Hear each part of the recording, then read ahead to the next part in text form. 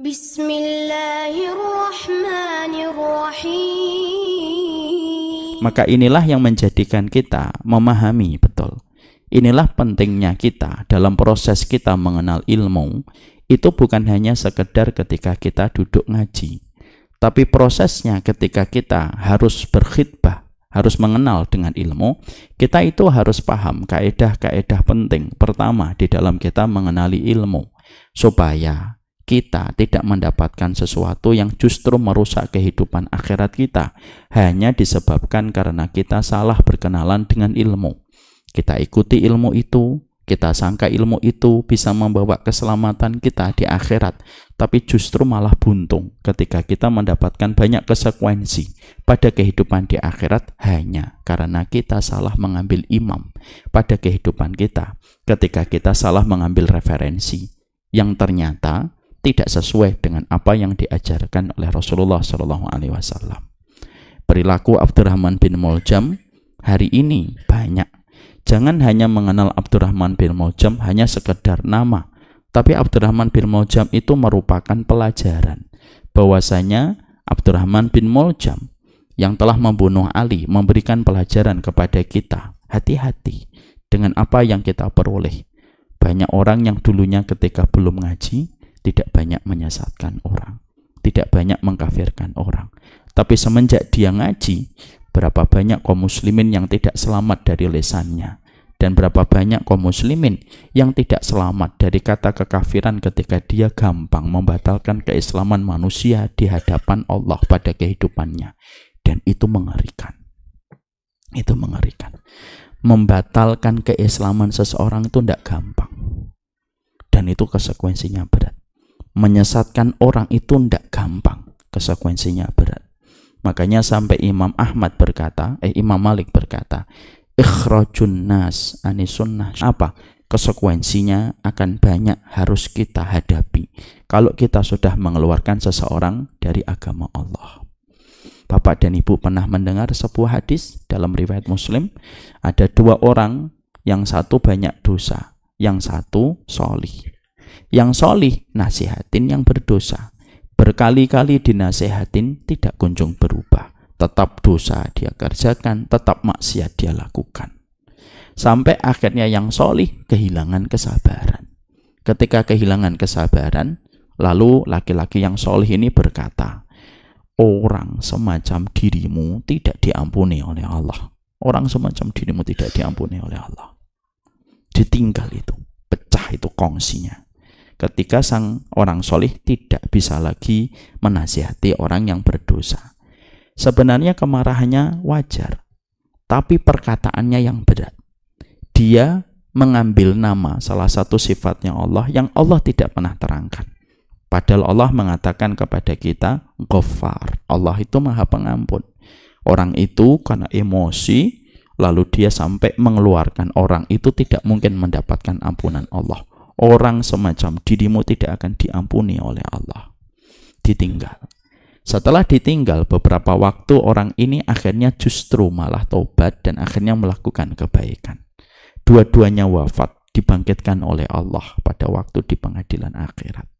Allah lalu berfirman dalam pengadilan akhirat, Man dalladhi yata'alla alayya bi anni laghfiru li fulan.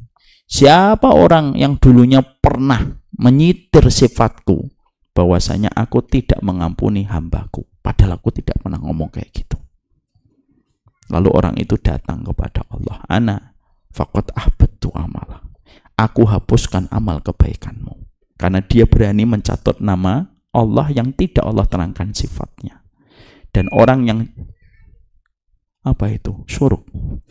Dan justru orang yang berbuat dosa, justru malah akhirnya ketika dia bertobat diterima tobatnya oleh Allah dan masuk surga. Apa yang kita peroleh di situ? Karena ternyata mengeluarkan orang dari kebenaran, mengeluarkan orang dari ampunan dan rahmat Allah itu tidak gampang. Tapi itu sekarang jamak terjadi Begitu gampang orang mengeluarkan seseorang dari kebenaran Ahlus Sunnah, begitu mudah seseorang mengeluarkan seseorang dalam koridor iman, dan begitu gampangnya kita mengumbar ancaman-ancaman yang kita berikan kepada makhluk, kepada sesama manusia, hanya karena 1-2 perkara yang terkadang perkara itu masih bisa kita berikan ruang toleransi untuk memahami.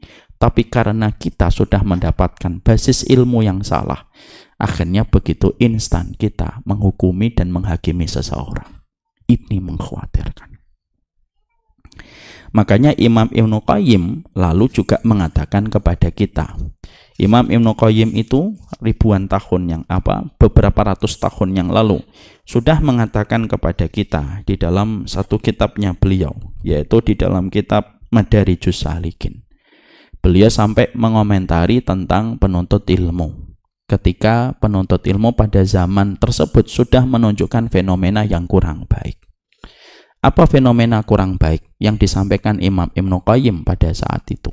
Imam Ibnu Qayyim mengatakan, wa minan nasi min tab'ihi tab'a khinzir. Manusia itu ada di antara karakter penuntut ilmu yang sifatnya itu kayak babi. Sifatnya itu kayak babi, kata Imam Ibnu Qayyim. Gimana itu sifatnya babi? Sifatnya babi itu kalau dia melihat satu makanan yang lezat, sayur-sayuran, tomat, biasanya babi tidak tertarik kepada makanan-makanan segar itu. Sayur-sayuran itu tidak menarik. Dia akan melewatinya. Tapi sekalinya babi melihat muntahannya, dia melihat kotorannya, babi itu makan muntahannya dan makan kotorannya. Lalu fenomena babi yang dilihat oleh Imam Ibnu Qayyim ditulis oleh beliau. Ada manusia penuntut ilmu itu kadang-kadang sifatnya kayak babi. Kalau dia melihat orang lain, maka yang dilihat dari orang lain itu bukan kebaikannya, tapi yang dilihat itu selalu kesalahannya dan kekurangannya. Matanya itu, kacamatanya selalu minus melihat orang lain. Sehingga ketika orang itu melakukan kebaikan, melakukan kontribusi, melakukan sesuatu, semua itu tidak berharga untuknya. Karena apa? Yang dia cari bukan kebaikannya, yang dia cari kesalahannya dan tergelincirnya orang itu. Sehingga akhirnya mereka tidak menjadi penuntut ilmu. Karena apa? Mereka memiliki sifat dan karakteristik serupa dengan babi. Dan itu sudah dikatakan fenomena itu oleh Imam Ibnu Qayyim ratusan tahun yang lalu, untuk kembali menyadarkan kita. Ternyata fenomena yang pernah membuat Imam Ibnu Qayyim sedih itu memang nyata. Dan itu pada hari ini bukan menyempit, bukan mengecil, tapi fenomena itu semakin membesar. Dan sering kita jumpai, ada ternyata, mungkin kita, na'udzubillahi min dzalik, kadang-kadang ketika melihat orang, selalu yang kita lihat dari sudut pandang negatifnya. Ketika orang itu melakukan kebaikan, kita tidak pedulikan. Ketika dia melakukan ketaatan, tidak kita pedulikan. Tapi ketika dia jatuh dalam kesalahan, maka dia melahap kesalahan itu dengan bersemangat, menyampaikannya di tempat-tempat ilmu, menyampaikannya di tempat publik, lalu dia merasa bahwasanya dia telah melakukan kebaikan versi pemikiran dia. Ada atau tidak ada?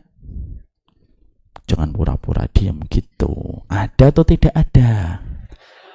Kalau tidak ada, kita akhiri kajian kita. Dan ini bukan hanya untuk orang, tapi juga untuk evaluasi kita. Maka inilah yang menjadikan kita semakin paham, semakin kita mengerti. Berarti inilah yang menjadikan kita harus betul-betul meletakkan kembali bahwasanya proses kita memetik ilmu pada kehidupan, ketika kita paham bahwasanya ilmu merupakan jalan keselamatan, bahwasanya ke akhirat itu tidak akan bisa menyelamatkan pada kehidupan kita sampai kita berbasis dengan ilmu. Karena ilmu menjadi syarat kita mengenal Allah, ilmu menjadi syarat kita mengikuti Rasul. Maka di sisi yang lainnya bukan hanya semangat kita ketika kita mengenali ilmu yang menjadi komandan tertinggi pada kehidupan kita, Tapi kita juga harus mengenali proses muqaddimah dalam kita mencari ilmu itu harus paham.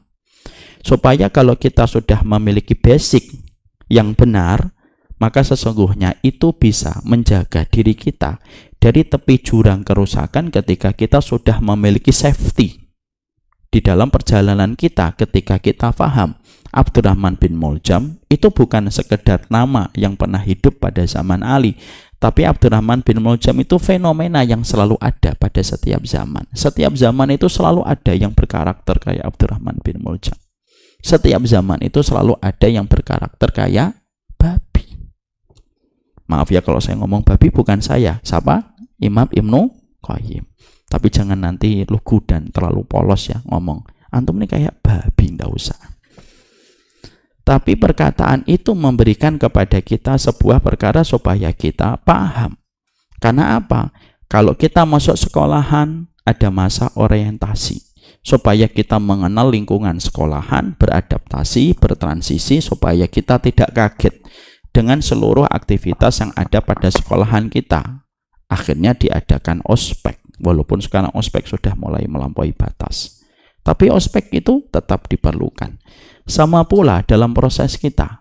Ketika kita sudah sepakat dengan satu titik kesadaran, tidak mungkin saya itu hidup tanpa ilmu. Karena apa? Bagaimana saya bisa datang kepada Allah kalau saya tidak punya ilmu?